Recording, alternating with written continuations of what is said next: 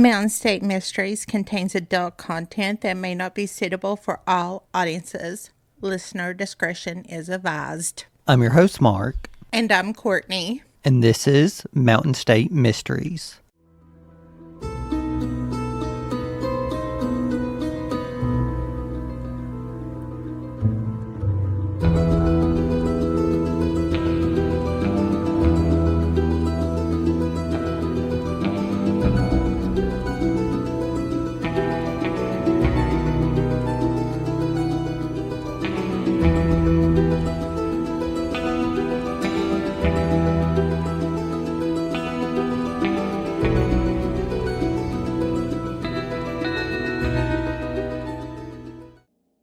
The case we have for you today is about a woman whose life tried to bring her down so many times, but she always came out on top. That is, until one night in August of 1953. This is the case of Juliet Staunton Clark. Juliet Staunton Clark was born on January 30th, 1894 to Florence Buffington and Edward Staunton. We will go ahead and answer this one question that we know you probably have. Yes, Juliet Staunton Clark and Juliet Buffington Enslow were related. They were first cousins. Juliet Staunton Clark grew up in a family that included several of West Virginia's most influential and prominent names.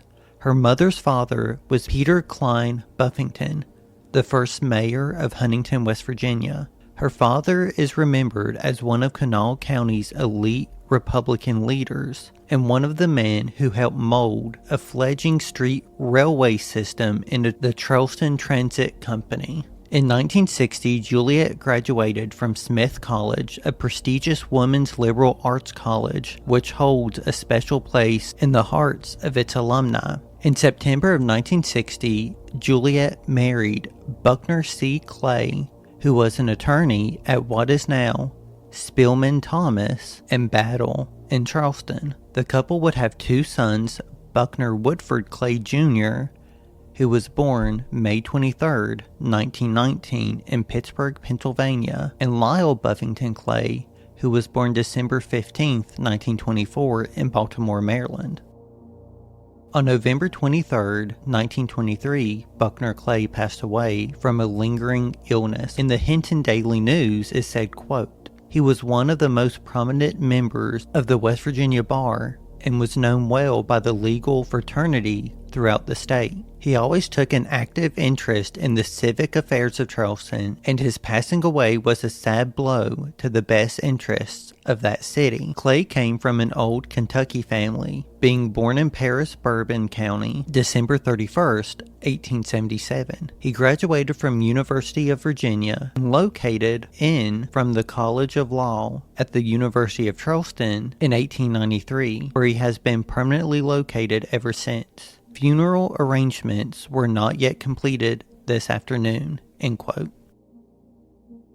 On August 13, 1929, Juliet married Walter Eli Clark, former governor of Alaska from 1909 to 1913, and a well-known newspaper personality. In 1914, Walter came to Charleston, West Virginia, and purchased the Charleston Daily Mail, turning it into a respected and strong newspaper publication that continues to this day. In 1931, the two welcomed a daughter, Julia Clark. The family moved into a home on Virginia Street in Charleston. As the years went on, Juliet and Walter both became prominent names in Charleston.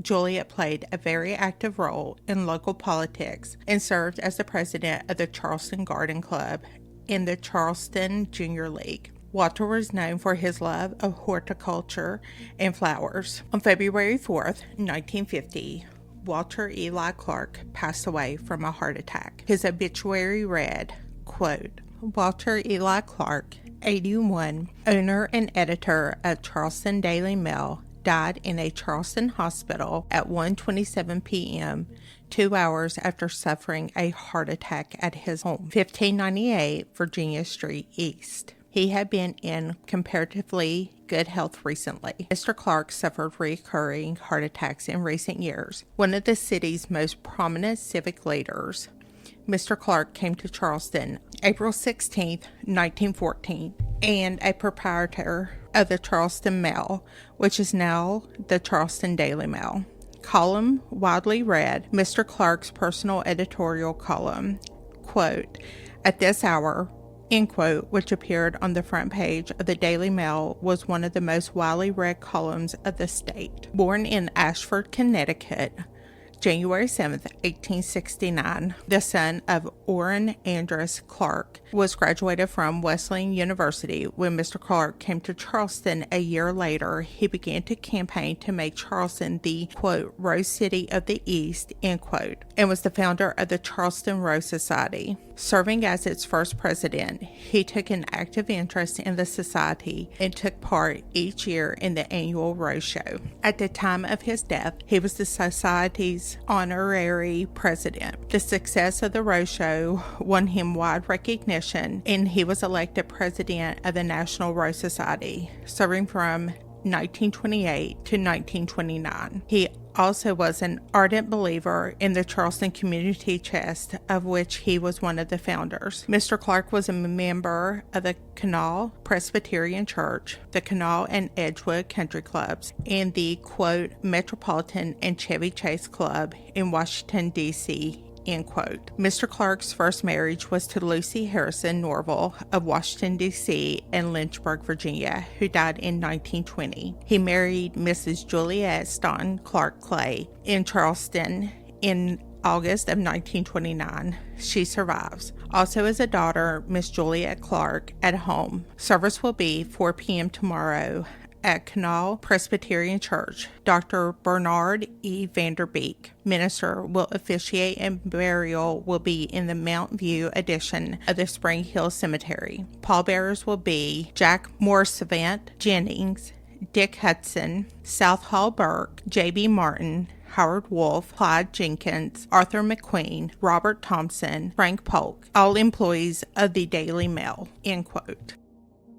After the passing of Walter, it was just Juliet in the house on Virginia Street, so she decided to sell her home and build a house on Staunton Road. Not only did she build a new home, but she also took over the day-to-day operations of the Charleston Daily Mail. It's said that she led an uneventful and peaceful existence in her new position. Juliet's life seemed to be going as well as it possibly could. That is, until August 21st, 1953, which started out as any typical day for anyone in Charleston. Juliet went to the Daily Mail office on Virginia Street, where she did her typical day of work. After work, Juliet returned home around 7 p.m. Lyell Clay arrived at the residence and stayed for an hour not too long after 8 p.m. Arch Alexander Jr., who was the husband of Juliet's daughter, arrived at her home to check on his 2-year-old son Archie. Arch was staying with Juliet for a while because his mother was in Canal Valley Hospital, where she had a difficult birth to twins. Sadly, one passed away. Alexander said that he talked to Juliet for a while before he left the house around 9 p.m. Alexander was the last person to see Juliet Staunton Clark alive. After Alexander left, Juliet talked to Miss J. Honor Davis on the phone. The call would end around 10:30 p.m. At 11 p.m., Miss John Merrill, the wife of Juliet's half-brother, was walking in her home when she overheard what she described as Juliet's raised voice. Mind you, they lived about 70 yards away, so she would have been screaming for it to be heard. She just thought that Juliet was saying goodbye to someone who was visiting her, so she didn't think too much about it. On Saturday, August 22nd, 1953, a little bit before 9 a.m., Bessie Smith and John Woodson, Juliet's maid and housekeeper, arrived for what they thought would be another typical day of work. They both noticed that the outside lights were still on and the front door was slightly open. They decided to enter the home through their entrance. When Bessie entered the home, she looked into the kitchen and she was surprised by what she didn't see. In one of Bessie's interviews, she told authorities that Juliet was in the habit of making her own coffee and breakfast, but Bessie noticed that there were not dishes in the sink. Bessie walked out of the kitchen and into a hallway, which led into the living room. While looking around, Bessie noticed noticed that one of the rugs was messed up. Bessie walked into the living room where she saw Juliet Staunton Clark laying face down, dead on an area rug about a foot away from a wooden coffee table. With the discovery of Juliet, both Bessie and John ran out of the house and flagged down a passing car who turned out to be Thomas Fleeson, another relative of Juliet. Thomas was driving by on his way into Charleston. Thomas was the first one to call and let police know what happened to Juliet. When police got the call, Lieutenant Joseph Crafts, who was head of the detective division, and Chief Dewey Williams rushed to the crime scene. Not too long after they arrived, Sergeant Carl Sean Holster and Kanawha County Coroner Golf Lilly arrived to the crime scene. When the news of the murder of Juliet hit the city of Charleston, reporters from the local radio station, television, and newspaper were on the scene as soon as they could be. And just like at any crime scene, a crowd of people started to show up to see what was going on.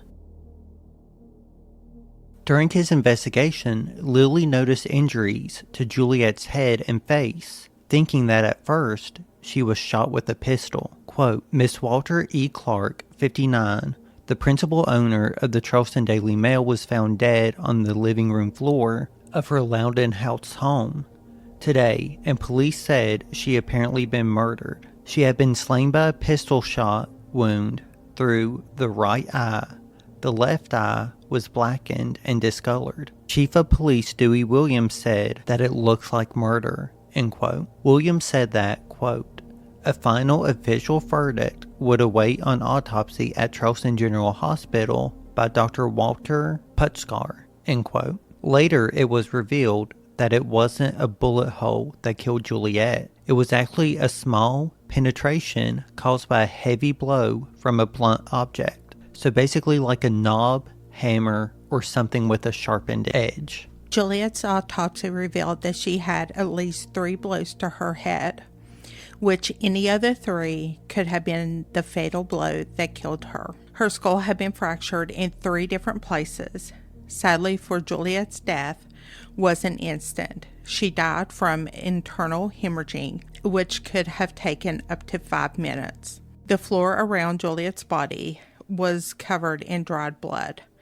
With this and other evidence, Lilly placed her death between 11 p.m. and midnight, 10 hours before her body was found. While looking around the house, officials noticed that the house was not ransacked. There was evidence of a struggle in the living room. The corner of the coffee table in the living room had a corner dented, and one of the legs had been split. This basically told officers that when Juliet hit the ground, she hit hard by hitting the coffee table. You can see images of it and any other picture we reference in this episode on all of our socials at Mountain State Mysteries, or on our website, mountainstatemysteriespodcast.com. There was also an ashtray on the coffee table that had been overturned with a burnt cigarette that fell out of it. In the hallway leading to one of the bedrooms, officers found Juliet's purse. Around the purse, officers noticed a few things laying on the ground: receipts, envelopes, and 2 pairs of glasses. At first, it appeared to officials that nothing was taken from the home. Some of Juliet's jewelry was found on her, along with some that was still in her home. The only thing that seemed to be taken was a red leather billfold, which was always had a little bit of cash in it. So with this, they kind of thought maybe they were dealing with a robbery gone wrong. Authorities began to search the house to see if there was any forced entry. From the open kitchen door to the front door, there was no sign of a forced entry. So they started to think that maybe the killer left the front door open while they left the house. Authorities noticed one of probably the most important pieces of evidence in this case laying at the corner of the living room on the right side of Juliet's head. A small piece of vanished oak stain with blood that containing a few strands of Juliet's hair. Authorities believe that this piece of wood came from whatever object was used to kill Juliet. During the search, Bessie Smith found Archie Alexander, Juliet's grandson, in one of the rear bedrooms. Archie was just waking up and was unharmed from what happened the night before. After authorities searched the home and found Archie safe in his room, they sent off the piece of varnished wood that they found. Later, the state police announced that the lab results confirmed that the piece of wood was in fact part of the murder weapon. After this, it seemed that the investigation stalled. Authorities were not afraid to say that they had no idea what the motive to Juliet's murder could have been. However, the Charleston Police Department did question those last known to have seen Juliet on the day of her murder. And when they called her son-in-law, the press took this and ran with it. In an article, it said, quote, "Police quiz Miss Clark's son-in-law, Arch Alexander Jr., fresh after ordeal lasting 12 hours.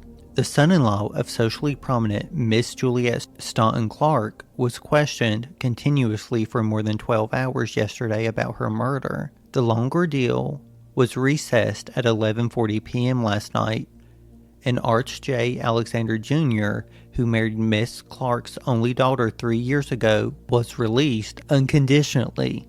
End quote. In the book, Murder on Staunton Road, The Violent Death of Charleston Daily Mail owner Juliet Staunton Clark, is said that, quote, "Newspaper reports said Alexander looked fresher than his interrogators. The composed young attorney repetitively refused to reply to questioning from reporters, except to ask that he not be photographed. He repeated the same phrase over and over. No comment. I do not want to be quoted on anything." End quote. We also want to say that her own son Lyell, who was known to be with Juliet hours before she was murdered, was also questioned, and the questioning was shorter than what Alexander's was.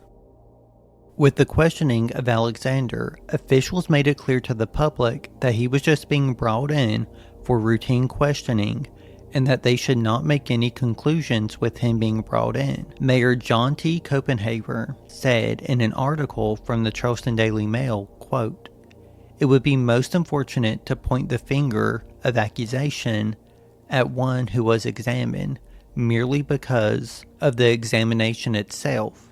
Loose talk with no factual bias should not be included at this time." End quote. The next day, Mayor John Copenhaver held a press conference where he displayed a ball-peen hammer. In an article it said, quote, "Yesterday, at a press conference in his office, the mayor displayed a ball-peen hammer on his desk in City Hall. There were no apparent bloodstains or other matter on the hammer." End quote. Police Chief Williams said that they were pressing ahead with their investigation on the thought that the hammer may have been used as the murder weapon. Williams added that the hammer had been found in no other than Arch Alexander's basement, but it was quickly determined that the piece of wood at the crime scene was different than the hammer that was found in Alexander's basement. Williams said that the findings were conclusive, but Mayor Copenhaver basically took offense to this statement and said that the hammer had not been ruled out as being the murder weapon. And to no one's surprise, with how things were going between Mayor Copenhaver and Chief Williams, Copenhaver put out a statement making it clear that he felt the police were handling the investigation the best they could, but that they should require outside assistance, it would be made available to them. A few days later, Fred Imbaugh, who was an early criminologist who helped elevate trickery and deceit to a high art of police interrogation, arrived in Charleston. To me, since he was so well known for all of his work with polygraphs, it was a big deal for him to come to Charleston and look into the case of Juliet. I mean, this man was known around the world for all of his work. While Imbaugh was in Charleston, he ministered the polygraph examination to at least 20 people of interest in the murder of Juliet. Testing ended on September 10th, 1953. You would have thought that with almost every other case we have covered that after questioning things would quiet down some. However, on the same day, September 10th, 1953, officers with the Charleston Police Department were seen in the Kanawha River in diving gear, which this isn't like the wetsuits we have today. Patrolman George Nulley and future Chief of Police Sergeant Dallas Bias refused to comment on why they were actually searching the river. In an article for the Charleston Daily Mail on September 13th, 1953, it said, quote, "The long search for some tangible clue that would lead to the baffling murder of Miss Juliet Staunton Clark continued on 3 separate fronts. A professional diver progressed with his tedious search of the Canal River off of McCorkle Avenue between South Ruffner and the Chesapeake and Ohio station. City detectives assigned to the slaying pushed their probe of what information was at hand, and Charleston Street Department workers were checking sewer openings in the area of the Clark home in Loudon Heights.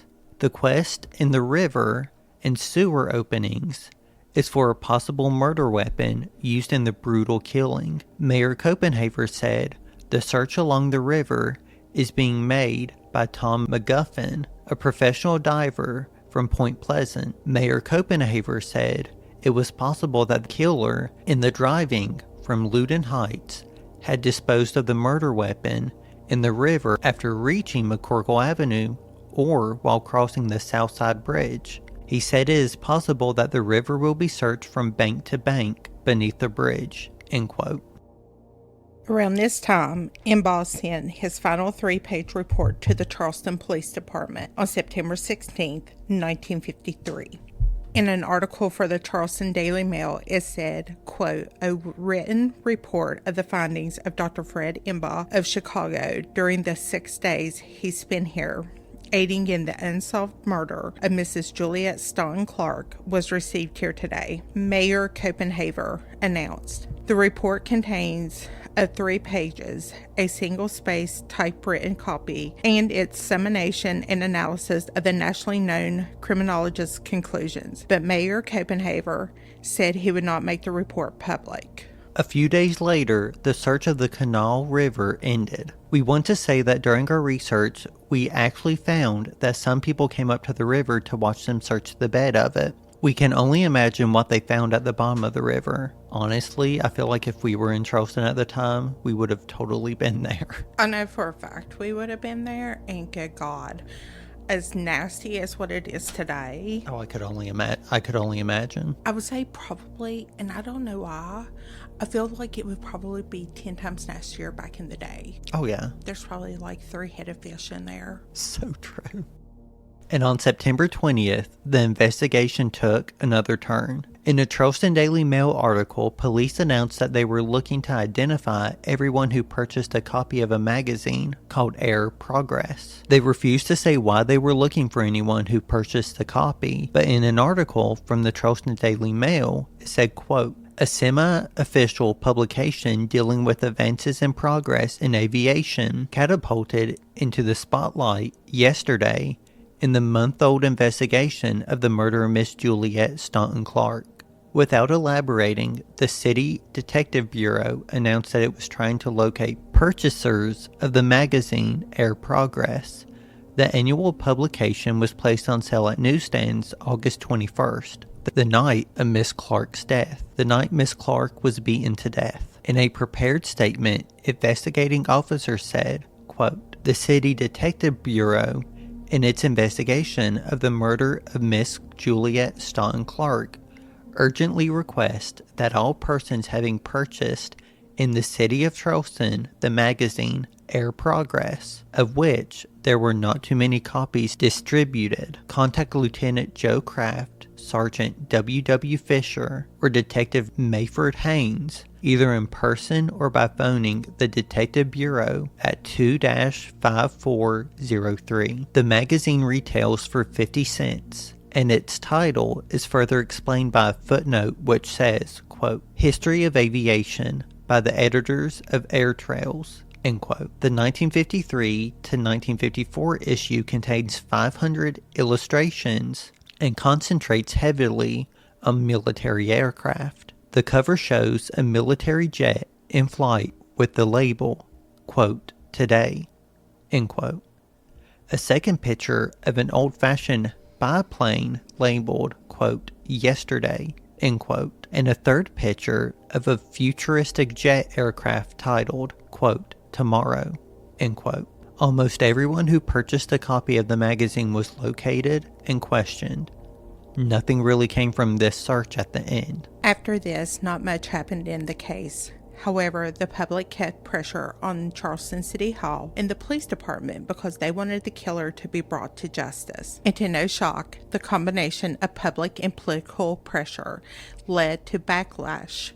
And following the backlash, Juliet's brother, who took over the Daily Mail after her death, he put a statement in the paper. Quote, with a little over 2 months time since the brutal slaying of Juliet Staunton Clark, a sister of the undersigned, it is pertinent that a brief review be given to the public of the facts that is in the subsequent investigation looking towards the apprehension and conviction of the murderer. Some may think the reward of $2,500 too small a sum.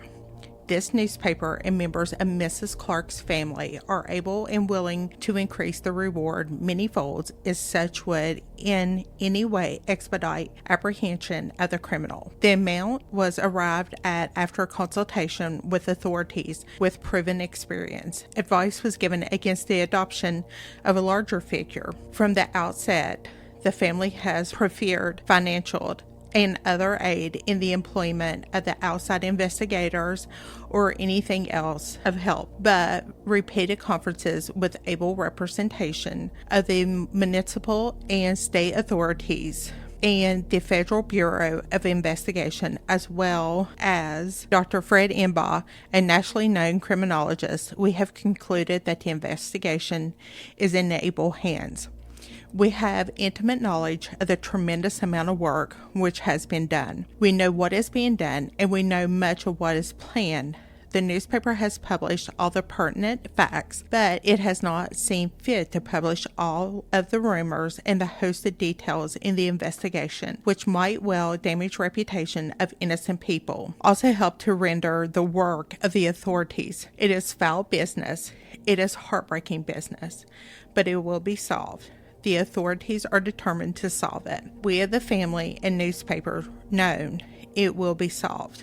It is an extremely baffling and difficult case, but much has been accomplished. A solution will not restore our beloved sister and gracious working partner, but it is now the first and last order of business. Our Heavenly Father does not plan that this crime go unpunished. Fred M. Staunton, publisher. In October, the Charleston Gazette posted their own article, quote, 2 months ago, Juliet Staunton Clark, prominent Charleston socialite and publisher, was found murdered in her South Hills residence. For several weeks following, police and city officials conducted a relentless investigation in the effort to find her killer. But now, the search seems to have ended, or if it's being continued, there is nothing new to report. There are no new clues, no additional persons are being questioned. The clamor for the killer or killers of Miss Clark is dying down. An aroused community is no longer demanding that no stone be left unturned. An aroused community is no longer demanding that no stone be left unturned to bringing them to justice. Oh, in the quiet of 1,000 living rooms, it may still be the number one topic of discussion when the rest of the day's news has been scanned. But the dreadful truth is the bludgeon slaying is being forgotten. Yet here was a murder so dreadful that only 2 months ago, housewives who had been previously neglectful were suddenly bolting their doors securely before retiring for the night. Newspaper editorial writers were joining the public officials, civic and church leaders in promising that Charleston's most sensational killing in 20 years or more must be solved. Police were moving fast in those hours and working around the clock. Persons acquainted with Miss Clark or even remotely suspected of being in the area of the murder the night it occurred were being subjected to long hours of questioning, worse, still submitting to lie detector tests conducted by an expert of national recognition. A section of the Canal River was dragged. Several items were examined as possible weapons. The house and grounds were carefully gone over several times. In the wake of such a diligent investigation may well rest the reputation of every person who had been consulted, questioned, or apprehended at later release. What the future holds for them cannot be settled until the tongues stop gossiping or the murder itself is solved. The rumor mongers will never be silenced, for they thrive on the lackadaisical attitude of the police and their bosses. When the newspaper headlines are burned with the last week's trash, they look for new, more positive glories. To most of them, the Clark murder is as dead as the woman herself. The Gazette does not believe this should be permitted to happen. In fact, we think we are safe in stating that neither does the Daily Mail, of which Miss Clark was the principal owner. But we are not handicapped by the proximity of the slang as in our competitor. So we do not have to hesitate to say that justice is not being accomplished here. If it is, as the police say, there are no new clues and the trail is cold, then let us start afresh. To do this may require a brand new set of investigators, public or private. Should they require additional funds, then let us hear so. If there is not a sufficient amount in the city's treasury, then let us have a public subscription. This is a rich and growing community. Its citizens, for the most part, are honest and respected. They should not permit this crime to go unsolved. The solution of this murder is not the only thing at stake. There is the safety and integrity of the living to consider too." End quote. And you guys may be surprised about this, but Mayor Copenhaver has something to say about this article as well. The article title was Mayor Rips Gazette over Clark Probe. Quote, "Promising that the Clark murder investigation will continue until the killer has been brought to the bar of justice, Mayor Copenhaver accused the Charleston Gazette of demagoguery yesterday in a blistering answer to the front page editorial in its Sunday's edition.